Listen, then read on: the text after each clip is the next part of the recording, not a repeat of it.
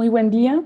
Desde el Centro de Investigación Social Avanzada en Querétaro, México, les damos la más cordial bienvenida a esta transmisión. Una clase magistral que verdaderamente tiene el honor de contar con la presencia de la profesora María García Milburu. Esta clase magistral, titulada Filosofía y Educación, interacciones posibles en la práctica profesional. La dinámica para este encuentro es muy sencilla. La profesora nos expondrá entre 30 a 40 minutos algunos de los planteamientos que le parezcan esenciales en esta cuestión y posteriormente daremos lectura a sus comentarios y preguntas que nos hagan llegar a través del chat en Zoom o bien de nuestras redes sociales. Entonces les invitamos, esto será en la segunda parte del encuentro, les invitamos a que oportunamente nos hagan llegar preguntas, comentarios. Pues me doy el permiso de leer el rico currículum de la profesora María García Milburu. Ella es doctora en Ciencias de la Educación y doctora en Filosofía, premio extraordinario. Ha sido profesora en la Facultad de Filosofía y Letras de la Universidad de Navarra y desde el año 2002 es profesora titular de Filosofía de la Educación en la Universidad Nacional de Educación a Distancia. Ha realizado estancias de investigación en la Universidad de Cambridge y en la Universidad de Oxford, entre otras, y es profesora visitante de universidades de varios países de Europa y América. En 2018 obtuvo la beca Salvador Madariaga y recibió el nombramiento de investigadora visitante por el Departamento de Educación de la Universidad de Oxford. Dirige los cursos Cómo optimizar el empleo del cine en ambientes educativos, Aprender a ver cine y Antropología y cine en el programa de formación continua de la UNED. Coordina y dirige un programa de formación del profesorado, impartiendo cursos en universidades de México, Perú, Colombia, Guatemala y Kenia. Es miembro de asociaciones profesionales como la Sociedad Española de Pedagogía y la Sociedad de Filosofía de la Educación de Gran Bretaña, entre otras. Sin más, le cedo la palabra a nuestra querida y admirada profesora María García Milburu.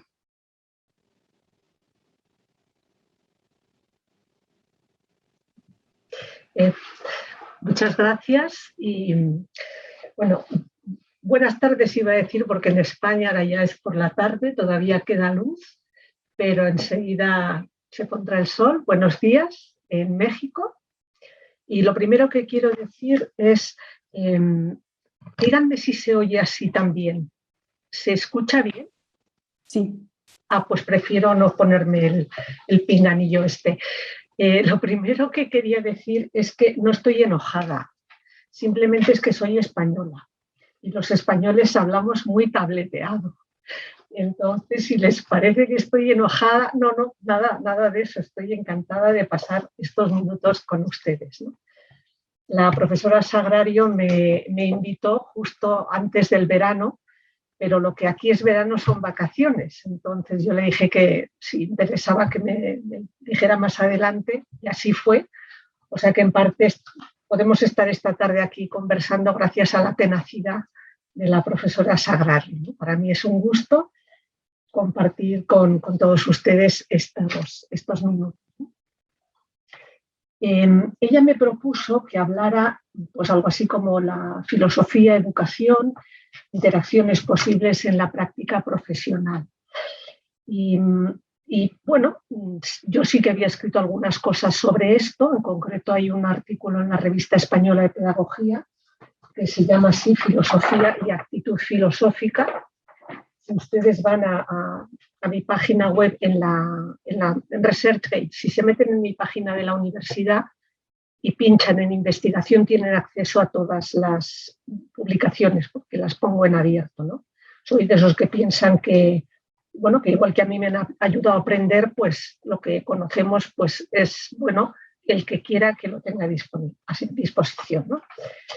Entonces, como eso está ahí, y luego una vez me pidieron también en Chile una cosa semejante, y yo, vamos a ver, una conferencia, porque en Chile en aquel momento fue prepandemia, ¿no? Con unas revueltas políticas tremendas, pues eso está grabado y también tienen acceso a ello, ¿no? Entonces pensaba también, porque la profesora Sagrario Chávez en algún momento me dijo, querríamos comenzar con usted una conversación de tipo académico, que a lo mejor había pensado, ¿no?, que era quizá más interesante y más entretenido, en vez de dar una conferencia magistral, pues hacer un relato un poco autobiográfico, ¿no? O sea, decir, narrarles lo que para mi vida personal y profesional ha supuesto la imbricación de la filosofía y la educación, que a lo mejor eso podría ser más divertido, más interesante, ¿no? Porque, como bien saben, yo me dedico a la filosofía de la educación desde hace muchos años, pero, a ver, no es una cosa que yo hubiera previsto así desde el principio, ¿no? Se puede decir, en el principio no fue así, ¿no? Hay como un recorrido que podemos decir que la vida te lleva, ¿no? O sea, que hay un poeta que se llama Miguel Dors, que a mí me gusta mucho, que él habla de su vida como, dice, bueno, realmente hay como muchas casualidades en mi vida, pero cuando la veo desde detrás, dices que hay detrás una mano tan potente que tengo que adorarla, ¿no? Entonces, yo también creo en la providencia, ¿no? De alguna manera, bueno, no, de todas las maneras, quiero decir que... Pero entonces yo ahora cuando miro mi vida, yo digo, bueno, realmente estoy donde estoy, pues porque quiero, ¿no? Es decir, que no es que dices, ay, estoy en un sitio en el que no quiero estar. Pero dices, bueno, yo no lo tenía todo previsto desde el principio, ¿no? Es decir, a mí me ha llevado una mano, yo la he cogido y luego he tomado mis decisiones, pero dices, caramba, ¿cómo he llegado yo aquí, no? Porque en principio yo quería ser médico. O sea, yo pensé que iba a estudiar medicina. Mi abuelo era médico, yo tenía un tío médico, y aquí voy a confesar también los prejuicios de la sociedad española y la cultura occidental, ¿no? Pues si tú tienes buenas notas, o sea, en principio, ¿no?, se te dan bien las matemáticas y tal, pues a ciencias, ¿no? Pues, o sea, lo de las humanidades y las letras, ya digo, prejuicio para gente que, en fin, no le da para estudiar ciencias, ¿no? Entonces la niña sacaba buenas notas y parece que quería estudiar medicina, pues a ciencias, ¿no? Pues ahí está. Entonces yo desde pequeña, o sea, primero por admiración a mi abuelo y luego porque ya me encarrilé por el lado de las ciencias, pues iba a hacer medicina. Y bachiller de ciencias, etcétera, etcétera. Yo quería ser médico y sucedió que en el sitio donde yo estudiaba, que era un colegio no religioso, era un colegio que habían montado una serie de padres de familia, pues venían en el último curso, venían algunos padres de familia profesionales de varias profesiones a explicarnos lo que suponía ser médico, abogado, ingeniero, arquitecto, etcétera, ¿no? Yo iba a esas sesiones, iba porque tenía que ir, o sea, que decir que, a ver, era más o menos obligatorio, pero bueno, pues uno va, pero en el fondo dices, a mí me da igual lo que me digan, yo ya sé lo que voy a hacer, yo voy a hacer medicina, me da igual. Pues vete aquí que un día llegó un señor que luego fue el padre de una de mis mejores amigas, pero yo en aquel momento era, pues eso, don Tomás Alvira, ¿no? Era un señor que era bioquímico, era director de un instituto en Madrid, un instituto público, el Ramiro de Maeztu, y había, pues, junto con otros padres de familia, había creado pues esa red de colegios en la que nosotros estábamos, ¿no? Entonces, pues nada, él vino a dar una charla, era una persona tremendamente afable, buenísimo, encantador, cariñoso, y entonces él vino a explicarnos lo que era dedicarse a la enseñanza. Entonces, no nos vino a decir lo que era estudiar pedagogía, sino vino a decirnos lo que era dedicar una vida a ayudar a otras personas a crecer, ayudar a otras personas a que descubrieran las cosas que a uno mismo le hacían feliz, y honradamente yo me quedé noqueada.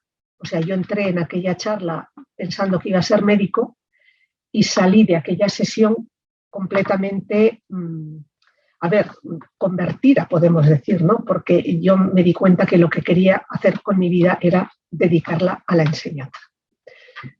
Don Tomás nos dijo claramente que dedicarse a la enseñanza no era estudiar pedagogía. De hecho, él era bioquímico. Nos dijo que dedicarse a la enseñanza era dedicarse a educar a otras personas mientras se les enseñaba algo, ¿no? Entonces, pues yo salí de la conferencia completamente, ya digo, convertida y noqueada, porque si yo quería dedicarme a la educación, pues tenía que tener algo que enseñar. O sea, lo que estaba claro es que yo no iba a estudiar de primeras pedagogía, sino algo, y luego ya me especializaría en pedagogía, aprendería cómo enseñar, ¿no? Entonces, ¿y qué quiero enseñar? Pues teniendo en cuenta que mi vocación a la educación nacía pues de ese concepto de ayudar a otros a crecer, transmitir lo que uno consideraba que era bueno, lo que le hacía feliz y tal, pues yo dije, yo tengo que, no sé, enseñar algo que tenga como una incidencia directa en la vida de las personas. O sea, matemáticas no era como mi opción fundamental, ¿no? Porque dices, bueno, si yo lo que quiero es, o sea, yo quería ser médico por ayudar, ahora quiero dedicarme a la enseñanza por ayudar, pues hombre, en medio de las ciencias y de las letras todo se dirige a la felicidad, pero claro, ¿no? Entonces mi duda fundamental era o biología o filosofía. Como yo había hecho ciencias, me llamaba mucho la atención la biología, me gustaba muchísimo, pero aquel año también habíamos empezado a dar filosofía y me había apasionado.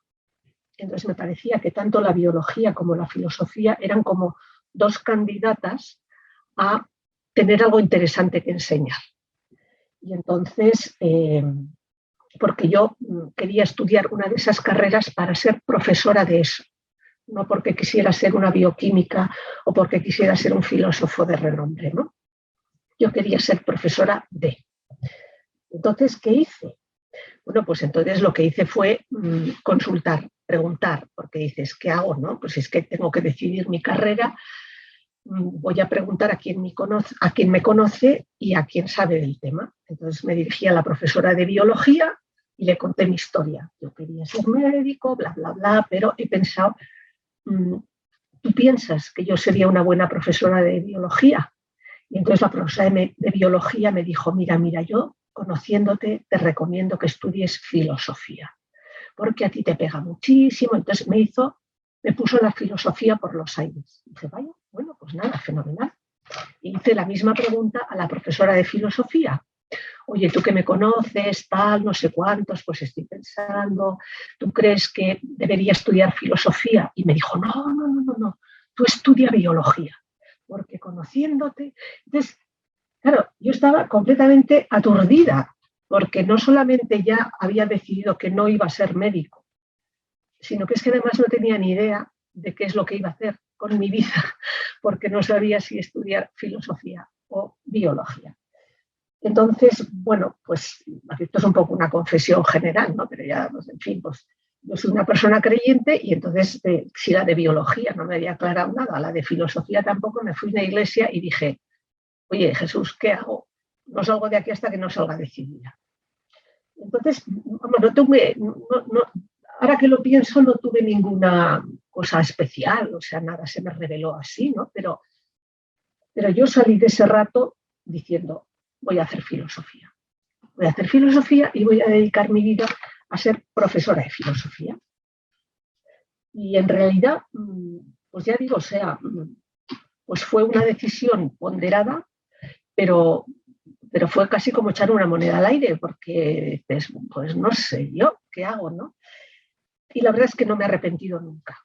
No me he arrepentido nunca porque me parece que las humanidades son una cosa interesantísima y que, vamos, no me he arrepentido de estudiar filosofía, pero doy también muchas gracias a Dios de haber hecho el bachiller de ciencias, porque eso me ha dado una perspectiva distinta. Entonces yo entiendo teorías científicas, yo entiendo el razonamiento científico, yo sé lo que es la vida de la célula, el ciclo del amoníaco y todas esas cosas gracias a los estudios anteriores, ¿no?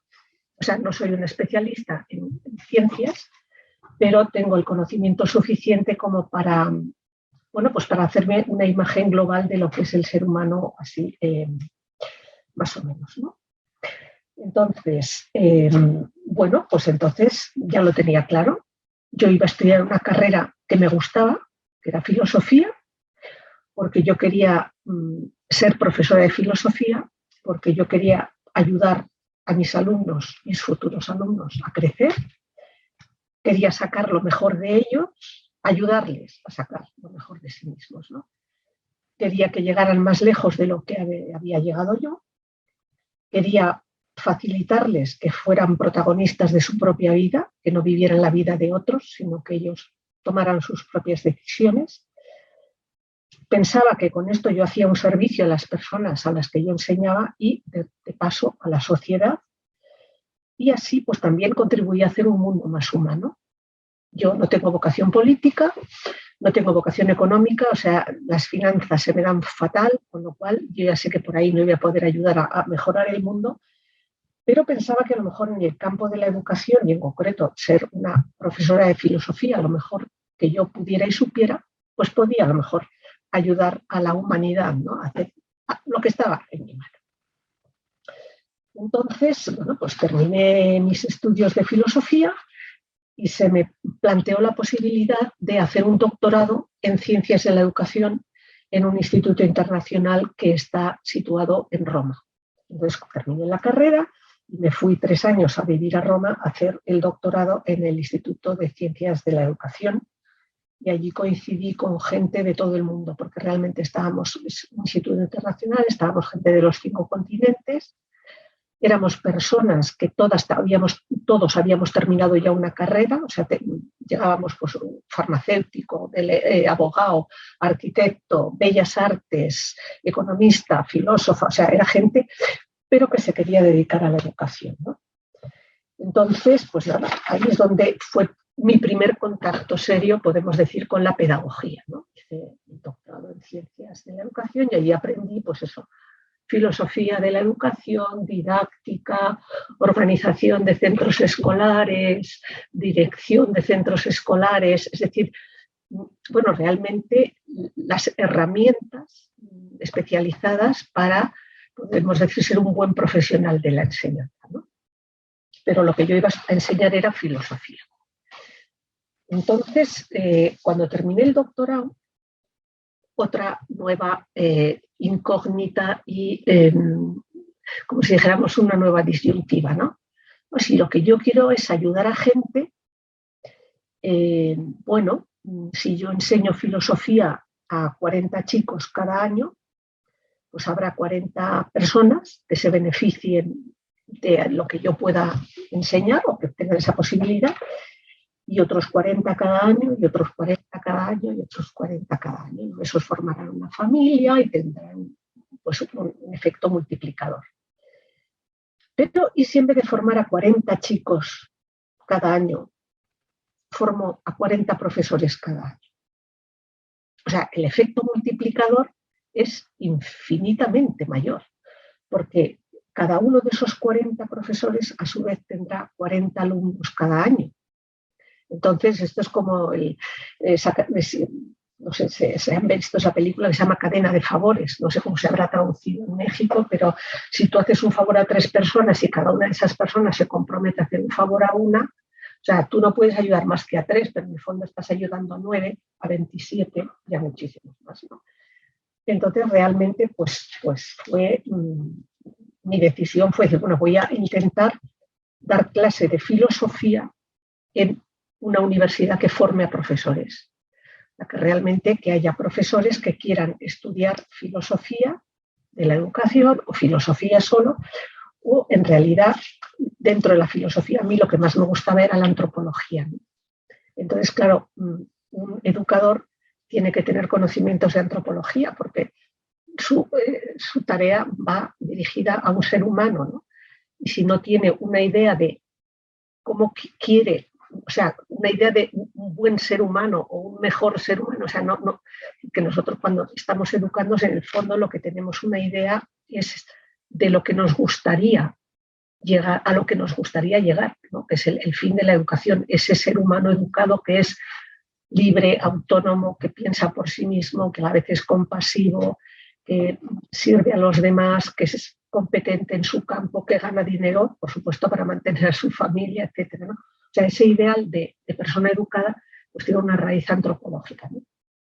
Y así fue como yo empecé a dar antropología en la Facultad de Educación de la misma universidad en la que yo había estudiado, la Universidad de Navarra. O sea, después de, primero como estuve ahí como estudiante, me fui a Roma y al cabo de los años pues vuelves allí como profesora, ¿no? Pues yo daba clase en las dos facultades, ¿no? En filosofía y en educación. Y aquí viene el segundo prejuicio, ¿no? Que tuve que superar en mí misma y en los demás, ¿no? Porque cuando uno dice que da filosofía a la educación, los filósofos le miran mal, porque dicen, bueno, tú no eres una pura filósofa, no eres ni metafísica, ni te dedicas a la ontología, tú te dedicas a una filosofía aplicada, ¿no? Como si me dices filosofía de la ciencia o filosofía del arte, no eres buena filósofa, ¿no? Eres de segunda. Pero cuando vas a la Facultad de Educación, te dicen, uy, vamos, tú no eres pedagoga, o sea, tú eres filósofa, o sea, tú eres una tipa muy teórica, bueno, tú no eres nada práctica, o sea, déjate de rollos, ¿no? Entonces, claro, siempre te encuentras como en un terreno híbrido, ¿no? Es decir, que eres muy filósofa para los educadores y muy pedagoga para los filósofos. Y entonces, pues, ¿qué quieren que les diga? Yo estoy muy contenta en esta situación híbrida, porque ¿quién ha dicho que la filosofía tenga que ser pura y que la didáctica no tenga que tener razones para lo que hace, ¿no? Pero claro, yo soy consciente de que no siempre lo vi así, entonces me costó algún tiempo convencerme a mí misma de que esa posición híbrida no era una posición de segunda y convencer a los demás de que, bueno, ¿y qué? ¿So what? ¿No? Vale, yo me dedico a la filosofía, a la educación, ¿no? Entonces creo que bueno, honradamente, yo ahora mismo pienso que este es mi sitio, ¿no? Que la vida me ha ido colocando de una manera que a lo mejor yo no había previsto al principio, pero que las circunstancias, la providencia y las propias elecciones que uno hace, porque en el fondo uno decide y elige, ¿no? lo que va haciendo entre las posibilidades, ¿no? Y abrir puertas es cerrar puertas. O sea, decir que si yo opto por dedicarme a la educación, ya sé que no voy a ser médico. Y si opto por dedicarme a la formación de profesores, ya sé que no voy a tener el trato directo con los niños de 4 años o de 16, que son más maleables y menos críticos. Bueno, no sé cómo decir, pero bueno, uno va teniendo sus razones y va tomando sus decisiones y honradamente, pues yo le doy muchas gracias a Dios porque he de reconocer que a mí me ha salido bien, o sea, no es que fuera una cosa prevista desde el principio, pero bueno, les cuento el final de la historia, no les cuento mis penas, mis lloros y mis problemas, ¿no? Pero quiero decir que todos tenemos en la vida situaciones, pero bueno, pero al final, pues uno mira su vida con cierta paz, ¿no? Pues he hecho lo que he podido y no me he ido tan mal, ¿no? Y entonces, con esta situación híbrida, yo creo que estoy cuando antes te miraban con una cierta, como si dijéramos, condescendencia, ¿no? Porque tú eres filósofa de segunda, pedagoga de segunda. Ahora me pasa que estoy en una situación que los filósofos me llaman porque soy práctica y los pedagogos me llaman porque tengo argumentos. Entonces, pues que es verdad, ¿no? Que a veces uno corre el peligro de que la pedagogía, ¿no? Que ahora mismo hay mucha técnica, pero puede ser una técnica sin alma. Mucha emotividad, pero hay una emotividad sin fundamento. Entonces, me parece que la filosofía de la educación con una buena base antropológica es ese terreno híbrido donde realmente se puede iluminar la práctica educativa con un foco potente, ¿no? Que es el pensamiento filosófico y la actitud filosófica, ¿no? Entonces, en ese sentido, me parece que esta hibridación ha sido muy beneficiosa para mí misma, en primer lugar, ¿no? Para mi persona, para mi propio enriquecimiento, y luego también pienso que ha podido enriquecer pues las clases o mis aportaciones escritas, ¿no? Porque tienes como esta visión un poco bifocal, ¿no? No ves solamente con un ojo, sino que estás un poco con los dos, ¿no? Entonces, pienso también que la filosofía de la educación, tal como yo la entiendo, no son solamente conocimientos, ¿no? Sino que es una actitud. Es decir, a mí me parece que el haber estudiado filosofía me permite pues, tener como una serie de herramientas intelectuales que son muy útiles a la hora de aplicar a la práctica educativa, ¿no? Por ejemplo, pues es que pues yo he estudiado antropología. Yo he estudiado, las personas que estudian filosofía, no, pues estudian antropología, estudian lógica, estudian filosofía de la ciencia y estudian historia de la filosofía. Y en la historia de la filosofía tenemos un repertorio de aciertos y fracasos del pensamiento humano puesto en práctica, que es muy interesante conocerlo. ¿Por qué? Pues porque no somos los primeros seres que han aterrizado en el planeta, sino que, por lo menos en la tradición occidental a la que pertenezco y pertenecemos, pues tenemos 28 siglos de historia de pensamiento que se ha ido hibridando, pues desde los griegos, los romanos, los cristianos, los otomanos, las culturas precolombinas, etcétera, etcétera. Bueno, que es que tenemos un acervo que es, sería de ignorantes. No prestar atención a lo que nuestros semejantes han hecho antes de nosotros, tanto para aprender de ellos como para saber por dónde vamos a un callejón sin salida, ¿no? Entonces, me parece que esto me da herramientas para enfocar más lúcidamente la práctica educativa, ¿no? Porque ya digo que muchas veces me parece que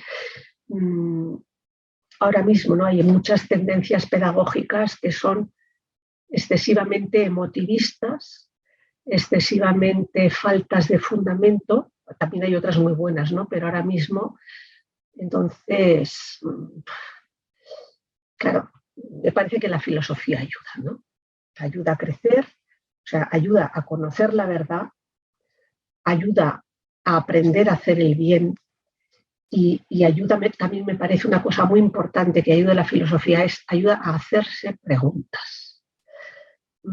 En la filosofía muchas veces se dice que es como la colección de respuestas fallidas de la historia de la humanidad. Bueno, pues uno puede estudiar la historia de la filosofía así, ¿no? Aristóteles dice esto, el siguiente dice lo contrario, ¿no? Y antes Aristóteles ha dicho lo contrario que Platón. Entonces podemos ver como el elenco de respuestas, esa es como quien estudiaba antes la guía de teléfonos, ¿no? Dice, eso es carente de todo interés. Porque lo interesante de toda la historia de la filosofía no son las respuestas que se han dado, sino las preguntas que se han hecho. Entonces es mucho más interesante, bueno, ¿por qué Aristóteles pudo, digo Aristóteles por ponernos en un terreno, podemos decir neutro, ¿no? Hace 25 siglos, 26, o por qué Platón, ¿no? O sea, lo interesante es decir, ¿por qué se le pudo ocurrir a Tales de Mileto decir que todo era agua si ya vemos que todo no es agua? ¿Y por qué lo seguimos estudiando si ya sabemos que todo no es agua? Es que preguntarse si hay algo que sea común a todo, eso ya es un hito en la historia de la humanidad, ¿no? Y eso es lo que te da la actitud filosófica. Independientemente del conocimiento de la historia de la disciplina o de las herramientas que te da pues, la lógica, ¿no? Es que a veces sacamos unas conclusiones que son geniales, ¿no? Pedro es rubio, algunos rubios fuman, luego Pedro fuma. Pues mire, eso no se sostiene, porque eso es inconsistente, no hay un término medio tomado en sentido universal. Entonces, pero claro, eso ¿quién te lo dice? La lógica, y nos están metiendo unas bolas sencillamente porque es falta de lógica, o sea, no es falta de experimentación o falta de dato empírico, es falta de lógica. Sócrates es mortal, los mortales tienen cuerpo, luego Sócrates tiene cuerpo. Pues eso sí, aunque yo no haya conocido a Sócrates, seguro que tenía cuerpo, porque eso lógicamente se sostiene. Nos entendemos, ¿no? Entonces, ya digo, la filosofía da conocimiento de la materia, da herramientas para el pensamiento y luego te da la actitud de preguntarte cosas y no conformarte con las primeras respuestas, porque son las que más te convienen, porque son las que más te convencen, porque son las que responden más, estadísticamente son las preguntas que más tics tienen, sino realmente dices, bueno, ¿esto es así o no es así? ¿Y por qué dicen que es así? O quien dice que no es así, ¿qué razones tiene para decir que no es así? Y no se trata de dar la razón a uno o a otro, sino de sopesar para avanzar un poco más en nuestro conocimiento de la realidad, ¿no? Y yo creo que ya otra cosa que te da la filosofía es, aunque a lo mejor esto parece sorprendente, ¿no? Pero la filosofía te pone los pies en la tierra. O sea, a veces piensan, hoy el filósofo está en las nubes. No, la filosofía te pone los pies en la tierra, porque no hay nada más práctico que una buena teoría. O sea, eso que tú piensas se puede sostener en la práctica. Es decir, si tú vives de acuerdo con eso que piensas, ¿qué tipo de vida puedes desarrollar?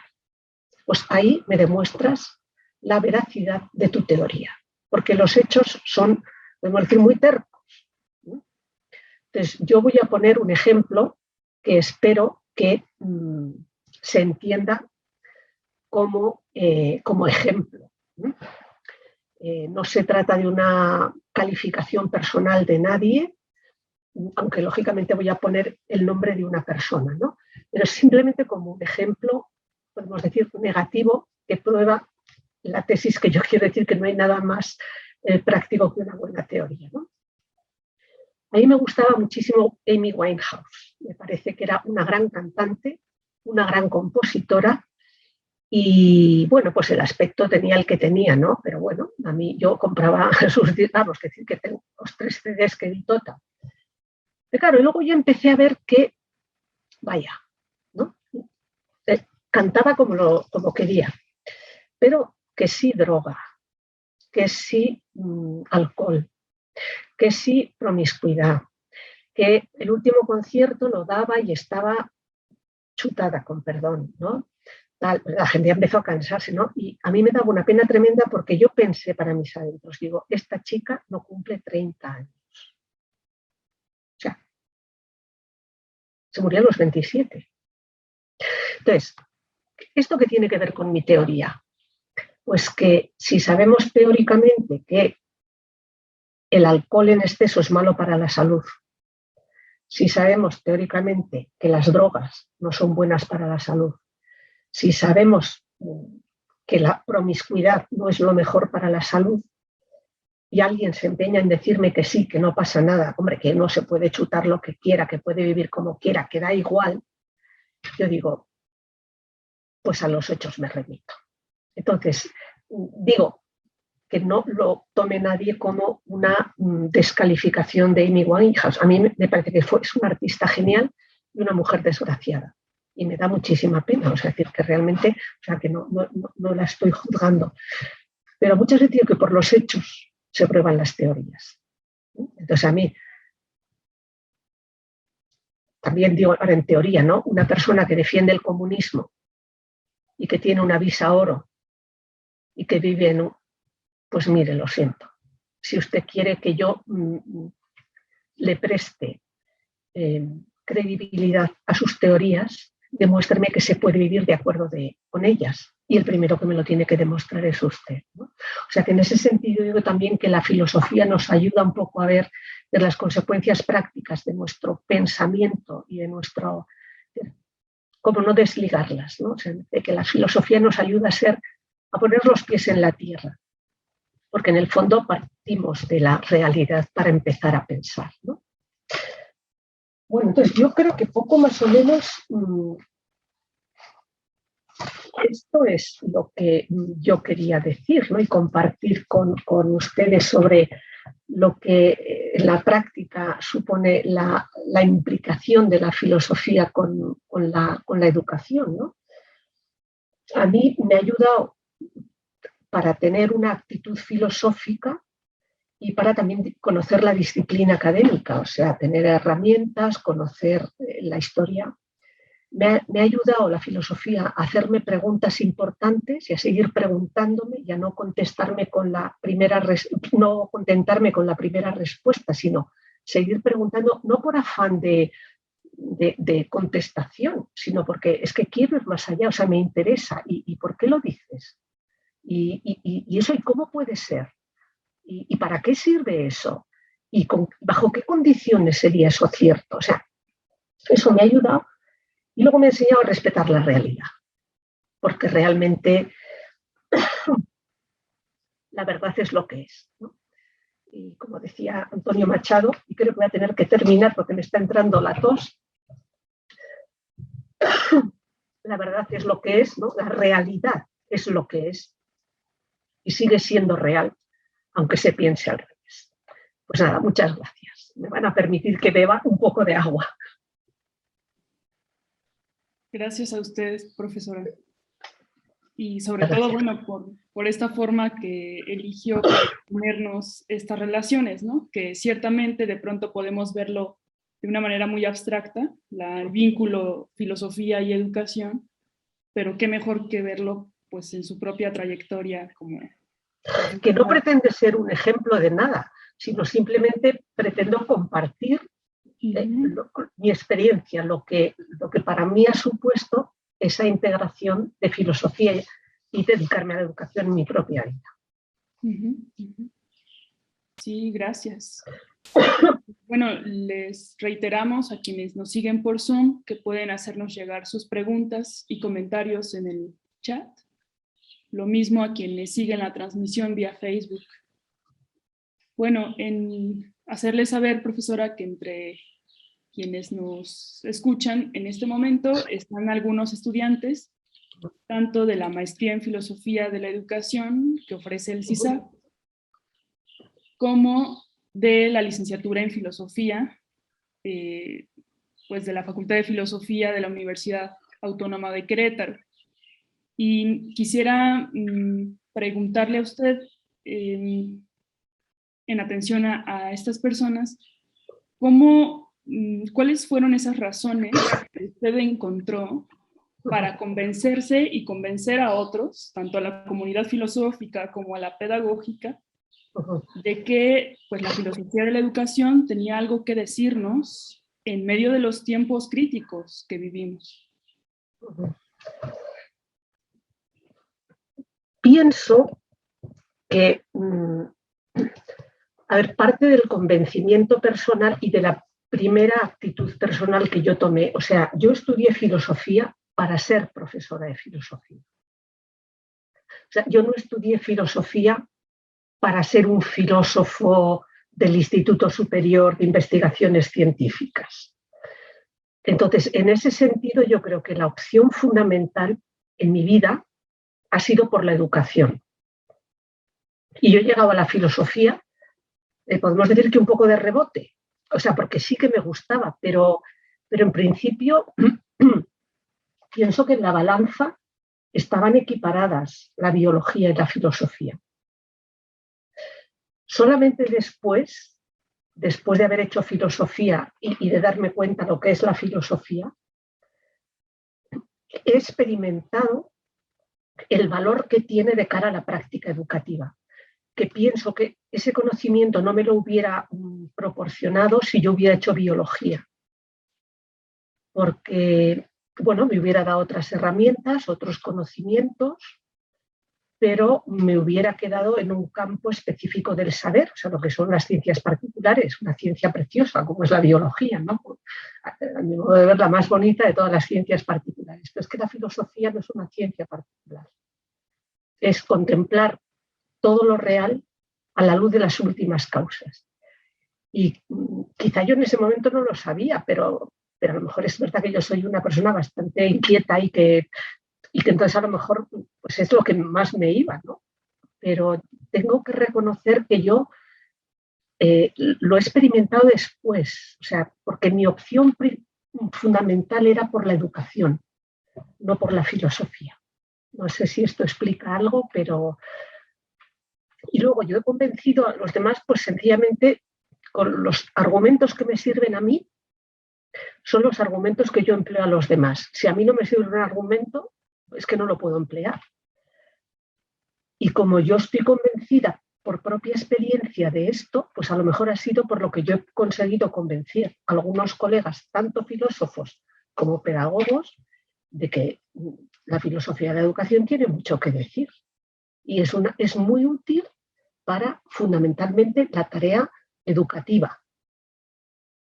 A los filósofos les he convencido menos, pero en el fondo un filósofo es que tiene ya, bueno, no lo sé, Sócrates, ¿no? Sócrates era a la vez filósofo y educador.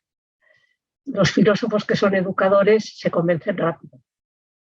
Los que no son educadores no se convencen, pero quizás es que esos, pues sea o sea, la filosofía no es un bloque monolítico, también a lo mejor tiene que haber gente que se dedique a una filosofía muy elevada para que los demás podamos aprender, igual que, por ejemplo, pues hay gente que, no sé, está investigando sobre los protones. Y uno dice, pero ¿y qué tiene que ver los protones? Y luego resulta que, porque un señor estudió sobre los protones, ahora resulta que hay máquinas que curan el cáncer con protones. A lo mejor la aplicación se le ve después, ¿no?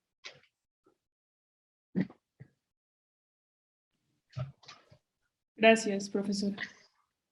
Bueno, le felicitan tanto en Facebook como en el chat de Zoom por este bello compartir. Y encantada de la vida. Preguntan si a usted le parece que a veces la filosofía de la educación en la práctica se mezcla con la sociología de la educación. Sí, a ver, a mí hay, claro, a ver, por un lado, las disciplinas académicas tienen que tener claro su objeto, su método, sus contenidos, porque si no esto es un lío, vamos, quiero decir, un lío, es que hay que especializarse, ¿no? Pero hay un antropólogo cultural norteamericano que se llamaba Clifford Geertz, que escribió un artículo que se llamaba algo así como géneros borrosos o límites borrosos, ¿no? Blurred genres, que en el fondo es un poco lo que hablamos de la interdisciplinariedad, ¿no? O sea, la vida es una. Nosotros parcelamos la vida y la miramos desde distintos puntos de vista porque necesitamos comprenderla. Por ejemplo, yo con un metro puedo saber cuánto mido. Con un peso puedo saber cuánto peso. O sea, a mí no me pueden dar un metro y que les conteste cuánto peso, porque no es un instrumento adecuado. Pero luego hay que tener en cuenta que ese peso, esa magnitud y esa fuerza se unen en el mismo sujeto, ¿no? Con lo cual yo soy bastante partidaria de la interdisciplinariedad después de que las ciencias hagan o sea, cada parcela haga su tarea, buscar una visión holística. Lo que no estoy tan de acuerdo es con que el filósofo se meta a sociólogo y el sociólogo se meta a cardiólogo, que eso no, casi nunca lo hacen, ¿no? Un sociólogo no se le ocurre opinar sobre cardiología, pero parece que sobre educación todo el mundo puede opinar, ¿no? O un filósofo, a ver, entonces me parece que cada uno tenemos que tener muy claro cuál es, podemos decir, la parcela de nuestra especialización y ahí ir a fondo con su método, sus contenidos. Pero luego somos personas y en cuanto filósofo yo me ocupo de esto, pero en cuanto persona yo sé que hay algo más que filosofía. Sé que hay sociología, sé que hay psicología, sé que hay didáctica. Entonces yo soy muy partidaria de los géneros confusos después de que ha quedado todo muy claro. O sea, no una amalgama de que todos sabemos de todo y nadie sabe de nada, ¿no? Pero sí que es verdad que a veces Ya digo que a veces son estudios interdisciplinares o gente que a veces es muy enciclopédica. O desgraciadamente hay veces que le da todos los palos y no sabe de nada, ¿no? O sea que, para mí un ejemplo claro es la medicina, por ejemplo, ¿no? Pues el cardiólogo sabe de lo suyo y el de los riñones, el nefrólogo sabe de lo suyo, ¿no? Claro, pues que el corazón me lo estudia el cardiólogo y el riñón el nefrólogo, pero por favor luego que hablen entre ellos, porque la que se tiene que tomar la pastilla soy yo y no vaya a ser que una cosa me descompense la otra, ¿no? Prefiero eso a que haya un señor que sabe un poco de todo y no sabe de nada. Es una preferencia, pero yo lo veo así. Y ahora mismo me parece que en la educación en general hay mucho discurso que se llama, lo que los ingleses llaman edubabble, que es bla, bla, bla acerca de la educación. Entonces, si usted es de didáctica, hable de didáctica. Si usted es de sociología de la educación, hable de sociología de la educación. Si usted es de filosofía de la educación, hable de lo que sabe, que es de fines, medios, agentes, etc. Pero vamos a hablar todos juntos. Me parece que esa es la manera de ir avanzando un poquito. Gracias, profesora. Muy importante. Comentan aquí en el chat de Zoom, gracias, felicidades. Yo soy bióloga y he sido maestra muchos años y me queda muy claro su explicación, la belleza y la maravilla de lo que existe. Enseñar el valor de la existencia en toda su amplitud. Sí, sí. Estoy completamente de acuerdo. La vida es lo más maravilloso que existe, es un misterio. Y además no lo podemos crear. A veces podemos recombinar y hacer cosas, pero a mí hay una, para nuestra colega bióloga, en El Señor de los Anillos, soy gran fan, aparte de Amy Winehouse, también me gusta El Señor de los Anillos, hay un momento en el que Frodo tiene la oportunidad de matar a Gollum. Gollum es un ser malísimo, para quien no esté en tiene la oportunidad de matarlo, pero es un ser perverso. Pero Gandalf le para. El malísimo está dormido y entonces lo puede apuñalar. Y Gandalf le dice a Frodo, ¿puedes devolver la vida? Y Frodo dice, no. Dice, pues entonces no te apresures a dispensar la muerte. Porque la vida es algo que no está en nuestras manos. Es un regalo que nosotros y los demás y las hormigas y las lechugas han recibido y si no podemos devolverla, quiere decir que no somos señores de ella. Es un misterio ante el que hay que arrodillarse. Enhorabuena, bióloga. Te dedicas a una tarea preciosa. Gracias, profesora. Le pregunta Silvia Santoyo, ¿considera usted que la enseñanza de las ciencias de la salud actualmente tiene la suficiente influencia humanística, ética, bioética, para la atención psicológica y social, además de la atención a la salud física integral? Claro, pienso que eso que acaba de decir es necesarísimo. O sea, es absolutamente imprescindible. Si de hecho se está haciendo así, es una pregunta que yo no puedo contestar porque no tengo conocimiento de cómo se están enseñando las ciencias de la salud. En España, por ejemplo, hay más de 60 facultades de medicina. No sé lo que pasa en el resto del mundo.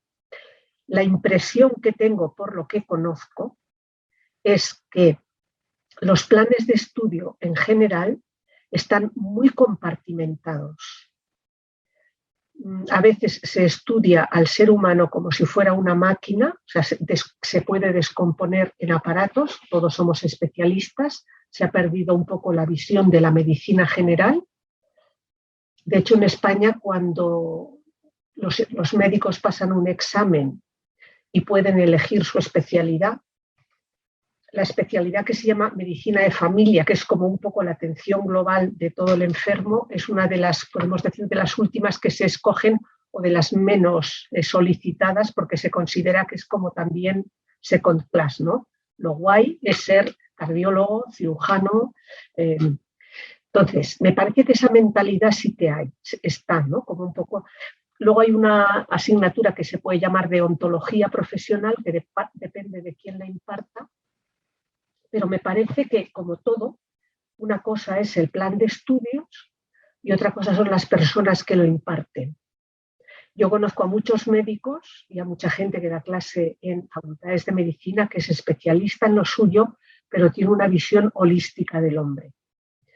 Entonces, los planes de estudio son los que son, haremos de ellos lo que seamos las personas que los impartimos. Y si nuestro foco está puesto en el ser humano en todas sus dimensiones, pues aunque enseñemos, yo qué sé, ¿no? Pues uña del pie, estaremos enseñando la uña del pie de un ser humano que tiene otras cosas. Pero a mi modo de ver, o sea, esos médicos, por ejemplo,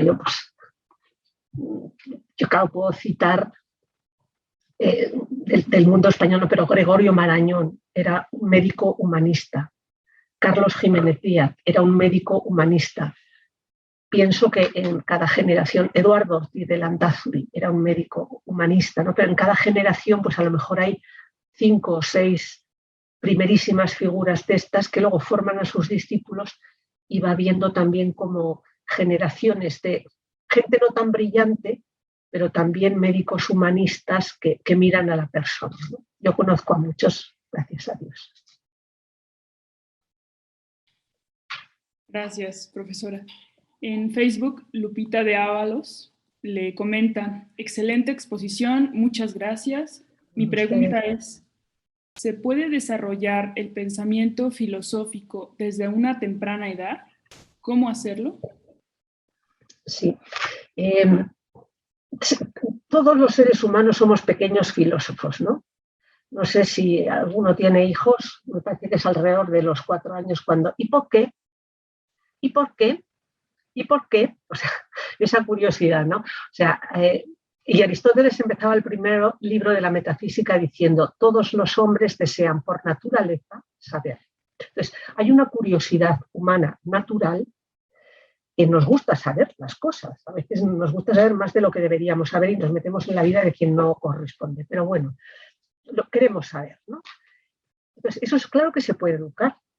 Entonces, se educa fundamentalmente no dando respuestas hechas, sino enseñando a pensar.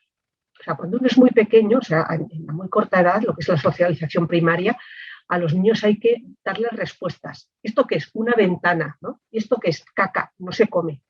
O sea, pero porque es que no tienen, es lo que se llama la educación de la polis, ¿no? Es decir, que es que como no tienen uso de razón, pues el grupo social le ayuda a que no se descalabre ni mentalmente ni físicamente, ¿no? Pero luego a la gente hay que ayudarle a pensar, no darle soluciones hechas. Esto está bien, ¿a ti qué te parece? Y que nos digan, pues no, porque entonces tal vez, pues lo que hacía Sócrates. Me parece que es el método socrático, o sea, no se trata de dar respuestas, sino ayudar a que lleguen a descubrir la verdad. ¿Y eso cómo se consigue? Pues claro, a veces los adultos sabemos que 2 y 2 son 4, y a lo mejor pone 2 y 2 son 5. Entonces podemos decir, ¿tú crees que eso está bien? Mira, porque a mí me sale otra cosa, ¿no? Ah, sí, ¿y qué te sale a ti? Ah, no, no te lo voy a decir. A ver si a ti te sale otra cosa. Inténtalo otra vez, ¿no? O llevar a las personas a que descubran sus propias contradicciones. Es decir, cada uno puede pensar lo que quiera, si tiene razones para ello.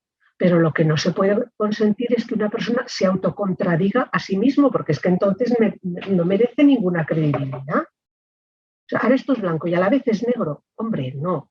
O blanco o negro. Me da igual lo que digas, pero razona y dime por qué no. Entonces, muchas veces la manera de enseñar a que nazca esa actitud filosófica, que es lo mismo que llamamos el pensamiento crítico, etcétera, pues es preguntar las razones de las cosas para ayudar. Y luego también hay otras, ya, eso podemos decir que es el método habitual, ¿no? Luego también puede haber programas como, por ejemplo, la filosofía para niños de Matthew Lipman, que en el fondo lo que hace es ya un programa desarrollado de enseñar a razonar filosóficamente, pues por medio de narraciones, etcétera. O sea, pero claro que se puede enseñar esa actitud filosófica desde pequeños y ojalá que se enseñara, ¿no? Porque lo fácil es dar respuestas hechas, ¿no? Porque lo digo yo que soy tu padre. Hombre, pues no, a lo mejor es porque esto es malo para la salud. O a lo mejor es porque ahora no conviene. O a veces razones apoyadas en la tradición. Sí, otros lo hacen de otra manera, pero nosotros, nuestra familia, lo hace así. Y por amor a la tradición, o sea, es que en esta casa se cena besugo el día de Nochebuena. ¿Por qué? Pues no es obligación, pero es que nosotros lo hacemos así. Bueno, pues tú cuando tengas la posibilidad de tener tu propia familia, lo que quieras. O sea que, pero que hay razones que sustentan cosas y que hay que ayudar a que vean por qué sustentamos las afirmaciones que sustentamos. Muy importante. Gracias, profesora. Me voy a permitir hacerle una última pregunta. Si me pues estaba mirando yo que llevamos ya muchísimo rato, no deben estar aburridos todos. Si le parece bien, yo creo que no. Sí. Los comentarios han sido de mucho agrado. Bueno, no, para mí también está siendo un placer, ¿eh? Gracias.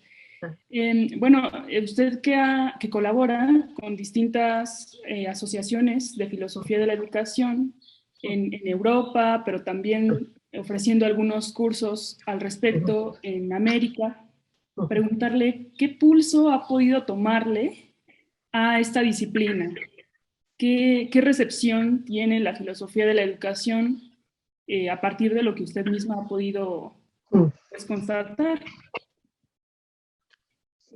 En España, la filosofía de la educación, cuando empezaron las facultades de educación, se llamó así filosofía de la educación, sigue habiendo esta disciplina, pero se dividió, podemos decir, en teoría de la educación y filosofía de la educación. O sea, en España tiene una buena vida, podemos decir, académica, está como si dijéramos, no desmembrada, porque, por ejemplo, el día 14 yo voy a participar en el Seminario Interuniversitario de Teoría de la Educación que se reúne todos los años en España.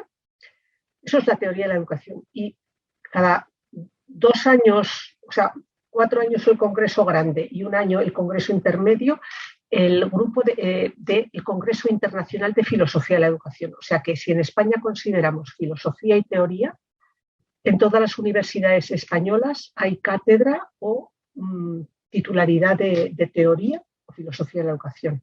Por poner un ejemplo, ahora mismo en la UNED, en la Facultad de Pedagogía, o sea, en el grado de Pedagogía, tenemos filosofía de la educación en el 3er curso y va a empezar ahora los estudios de magisterio online y en el primer curso de magisterio infantil hay una asignatura que se llama claves y agentes de la educación, que no se llama filosofía de la educación, pero que depende de nuestro departamento y son las bases filosóficas de la educación. O sea que en España creo que tiene buena salud. En Gran Bretaña hay una sociedad que se llama la Philosophy of Education Society of Great Britain, que organiza todos los años un congreso anual en Oxford, o sea, si es todos los años anual, claramente, pero con la pandemia ahora, y al que va pues como un centenar de filósofos de la educación de todo el mundo, no solamente británicos, pero sí angloparlantes, se habla en inglés, y tiene una revista que se llama Philosophy of Education, el Journal. En América está Philosophy of Education, o sea, la Society of Educational Studies, organizan también un congreso anual. Yo creo que está, o sea, ahora mismo la salud académica en cuanto a publicaciones, revistas y congresos de la filosofía de la educación en el mundo anglófono, la salud es muy buena. En España la salud es buena. En Italia, por ejemplo, me consta que en la Universidad del Sacro Cuore de Milán la salud es muy buena. Otros sitios los conozco menos, ¿no? Y aunque no se llame así, me parece que por lo menos en todos, hablaba usted de Hispanoamérica, ¿no? Cuando a mí me invitan para programas de formación del profesorado, me invitan para que dé clases sobre filosofía de la educación y antropología filosófica orientada a la educación, con lo cual pienso que la demanda es grande. Como siempre, no serán muchas personas las que se dediquen al área, porque podemos decir,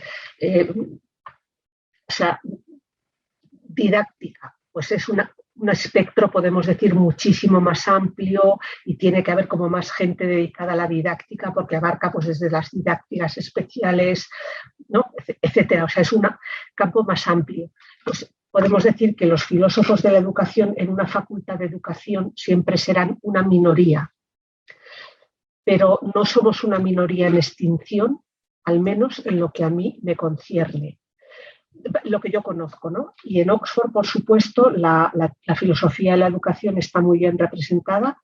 El catedrático anterior, Richard Pring, que fue el primer catedrático de filosofía de la educación de Oxford, tiene una sustituta joven y buenísima, Alice Wanchar, o sea que la filosofía de la educación en Oxford en concreto está pues muy bien anclada, ¿no? Eso es lo que yo puedo constatar. Seremos pocos, pero gozamos de muy buena salud académica, me parece. Muy bien. Gracias, profesora. Hay un par de preguntas que se quedaron en el tintero, pero bueno, a Aileen y Teresita, si les parece bien, hacerme llegar sus cuentas de correo electrónico con el mensaje. Yo a su vez las turno a usted, profesora. Muy bien, estupendo. Que tenga oportunidad de responderlas y nuevamente yo les hago llegar a Aileen y a Teresita las respuestas que usted les pueda compartir. Si piensa que alguien puede estar interesado, puede compartir mi correo de la UNED. Entonces, lo único que me escriban directamente, así no tenemos que hacer tanto intermedio. Y lo único que les pido es que si alguien me escribe me diga, estuve asistiendo al Zoom de Querétaro, porque es que si no, pues a lo mejor yo no sabes, me dicen simplemente el nombre, a lo mejor no sé. Pero si cualquiera piensa que puede tener interés en ponerse en contacto conmigo, pues puede compartirles el correo y que me escriban y con mucho gusto, a lo mejor con un poco de tiempo, iré contestando, a lo mejor en los fines de semana o esto, pues iré contestando a sus preguntas con mucho gusto si están dentro de mi ámbito. Gracias, profesora. Estoy compartiendo en este momento entonces su cuenta de correo. Muy bien. Pues muchas gracias. Muchas gracias a ustedes y que pasen un buen día. Aquí ya se ha hecho de noche, ya casi estamos enfilando. Mañana es fiesta en Madrid, así que nada, tenemos tiempo para descansar y para celebrar. Muy bien. Gracias, profesor. Hasta luego. Muchas gracias a ustedes. Adiós, buen día. Buen día.